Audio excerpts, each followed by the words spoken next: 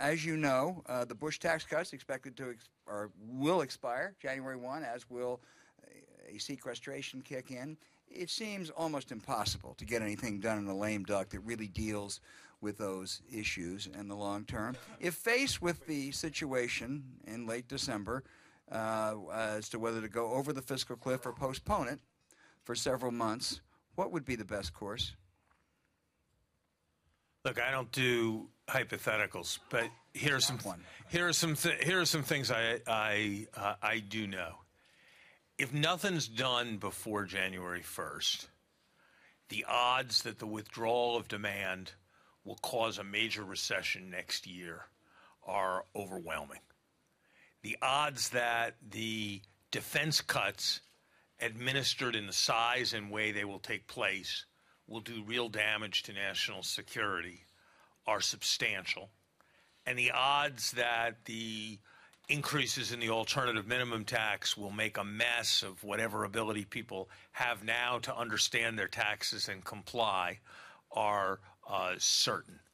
So finding a way through this, I mean, this is potentially the ultimate self-inflicted wound. I mean, the idea, if you think about it, is an odd one behind the whole sequestration. It's a little bit like putting daggers in steering wheels to encourage people to drive more safely. And, you know, that idea has a certain merit, but then if there are accidents, it works out really badly. And that's the kind of risk we're facing. So almost any formula that gets us through this is better than going over the cliff. Obviously, what one wants is a framework where we maintain demand in a very strong way in the short run and do a great deal to put the nation's finances on a sustainable basis in the long run. There is no risk that we will have too much demand in the economy over the next year. No risk, no appreciable risk of that kind.